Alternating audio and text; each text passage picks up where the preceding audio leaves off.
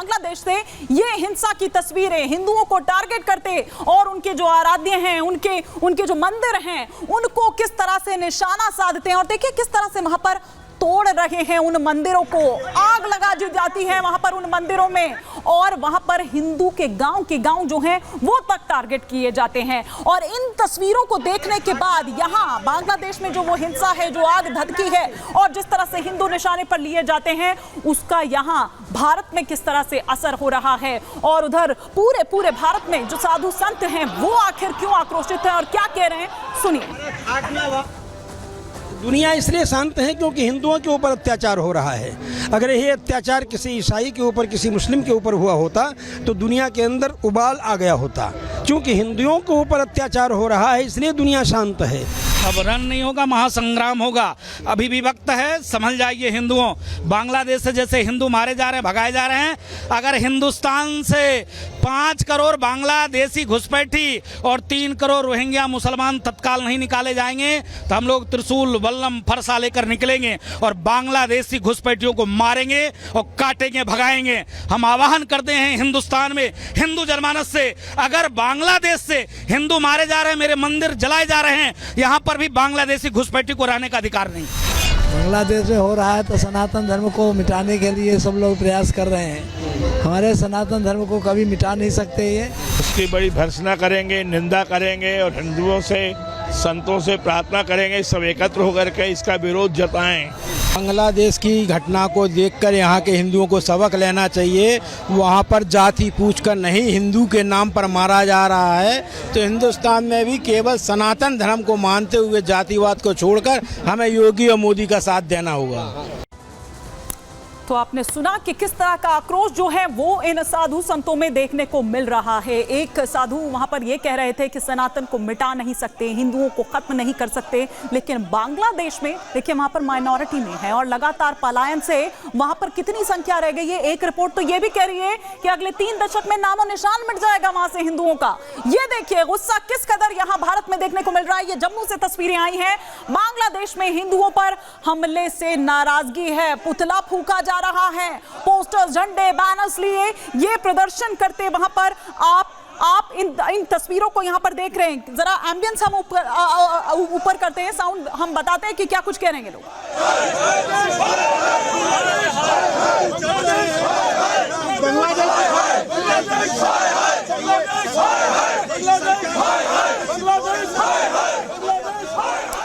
ये जम्मू में बजरंग दल का जो प्रदर्शन है, हिंदू संगठन बजरंग दल के ये लोग वहां पर कार्यकर्ता जो हैं इकट्ठा हुए थे और वहां प्रदर्शन कर रहे हैं। कुछ लोग भी हैं वहां के, वो क्या कह रहे हैं, वो किस तरह से देख रहे हैं इस पूरे प्रकरण को, आइए आपको सुनवाते हैं।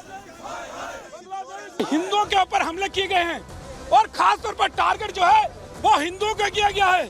ज्यादातर इसमें हाथ जो है वो जमात का है और जमात के जो लोग हैं वो हिंदू को टारगेट कर रहे हैं। उनकी बहू बेटियों के साथ अत्याचार, उनके प्रतिष्ठानों के ऊपर हमले, उनके अंदर लूटपाट, उनके घरों के अंदर आगजनी जो है वो की गई है। हम केंद्र सरकार से मांग कर रहे हैं कि यहाँ पर जितने बांग्लादेशी बर्मी हैं इनको जल्द से जल्द बाहर निकाला जाए और वहाँ पर हिंदुओं से को जो है वो सुरक्षित करने का काम जो है वो किया जाए। ये मांग हमारी केंद्र सरकार से। और आइए अब 3 अलग अलग तस्वीरें हम आपको दिखाते हैं और उनसे आप पूरी स्थिति को समझने की कोशिश करिए कि किस तरह से बगावत बांग्लादेश में हो रही है, लेकिन विवादित बोल जो है वो यहां भारत में सुनाई दे रहे हैं। आखिर क्यों, क्या आखिर इनके पीछे की मंशा है, इस तरह के भड़काऊ भाषणों के पीछे भारत में किस तरह से सियासत हो रही है, इस पर ये हम आपको सुनाएंगे। लेकिन यहाँ इस तरह के तत्व जो हैं वो आखिर क्यों एक्टिव हो गए हैं, आखिर क्या वो चाह रहे हैं और किस तरह की ये सोच है, ये हम समझाने की आपको कोशिश करेंगे। और बीच में तस्वीरों में आप देख पा रहे हैं सलमान खुर्शीद साहब को। कांग्रेस के बड़े नेता हैं, बड़े चेहरा हैं, लेकिन देखिए कि किस तरह के बड़े बड़े काम ये कर रहे हैं कि देश में आग ही लगा दी जाए, कि देश को बांटा जाए, किस तरह से उनको बहलाया फुसलाया जाए जो भोली भाली जनता है। बांग्लादेश का नाम और कांग्रेस का भड़काऊ बयान, कांग्रेस नेता सलमान खुर्शीद का यह विवादित बयान सामने आया है। भारत में भी बांग्लादेश जैसे हालात हैं, ये कौन कह रहा है? सलमान खुर्शीद कह रहे हैं कि भारत में भी बांग्लादेश जैसी अभी अपने हालत देखी थी, तस्वीरें देखी थी, वो कह रहे हैं कि यहां भारत में भी ऐसा ही है और भारत का सिस्टम इसे दरअसल रोक रहा है। बांग्लादेश जैसा प्रसार यहां नहीं हो रहा है। देखने में सब कुछ सामान्य सा लग रहा है, लग नहीं रहा है कि ऐसा कुछ होगा भी, क्योंकि अभी भी बहुत कुछ करने की जरूरत है। क्या जरूरत है खुर्शीद साहब? क्या क्या बताना चाह रहे हैं आप? या फिर उकसा रहे हैं, किसी को इंडिकेट कर रहे हैं, किसी को हिंट दे रहे हैं? अब सफाई क्या दे रहे हैं इस पर, ये भी सुनिए। A comment like this, why did you make a comment like this? Don't you think it undermines the image of your own country? What you're undermining is my freedom not to say something. You have to be, if you made such a comment in a public platform. You should not be going anywhere to people that you abuse all the time. Please. Salman ji, You made a comment about your country like this in a public platform. What do you have to say about this? I say whatever I say in public, never in private. तो इनको इनकी निजता का हनन ये लग रहा है, लेकिन ये कुछ भी करेंगे, ये लोगों को भड़काएंगे, ये देश में आग लगाएंगे, ये वो चिंगारी छोड़ देंगे। बताएं तो सही कि आखिर आपको क्यों लगा कि इस तरह के हालात हैं? अब बीजेपी किस तरह से घेर रही है सलमान खुर्शीद को, न केवल सलमान खुर्शीद को बल्कि पूरी कांग्रेस को, सुनिए। भारत है, गणतंत्र की जननी है, लोकतंत्र की सबसे बड़ी ताकत है। ये थ्रेट ना दें।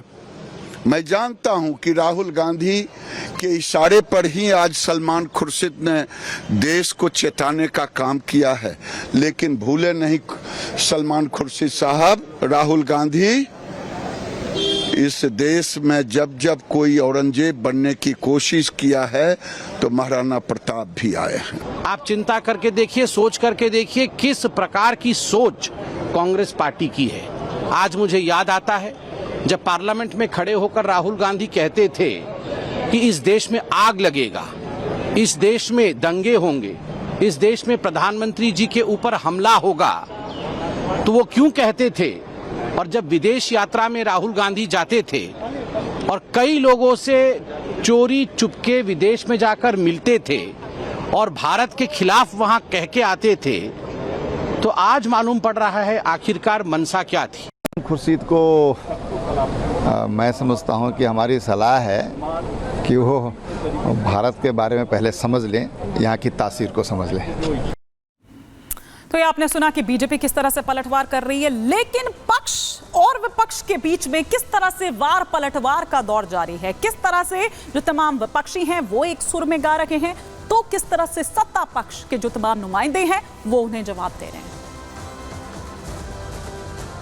मैं ये तो कभी नहीं चाहूंगा कि हाँ वैसे हालात हो, लेकिन ये सच्चाई है कि अगर लोकतंत्र में से चुन कर आए और तानाशाह बनने का प्रयास करें तो विरोध होगा।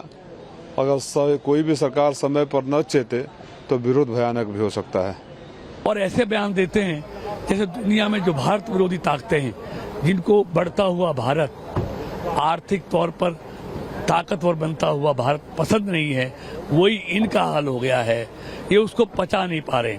हम भारत को दुनिया की तीसरी आर्थिक ताकत बनाएंगे, ये उससे ये परेशान हैं और इस तरह उल जलूल बातें कर भारत में उन विरोधी ताकतों से मिलकर अराजकता का माहौल पैदा करने की कोशिश कर रहे हैं। तो स्वागत है, लेकिन एक बात जरूर कहेंगे कि भाजपा जो है, हम लोग देखे अभी माने मीडिया में जो बातें चल रही हैं वो माने फिर से माने वहाँ के माहौल को यहाँ कैसे हिंदू मुसलमान के ध्रुवीकरण के रूप में, सांप्रदायिक ध्रुवीकरण के रूप में इस्तेमाल किया जाए, ये प्रयास साफ साफ प्रयास दिख रहा है। ये अनुचित है, ऐसा नहीं होना चाहिए। वहाँ शांति की प्रक्रिया बहाल हो। ये ऐसे मनाने वाले अहंकारी, दुर्भाग्यपूर्ण और संकीर्ण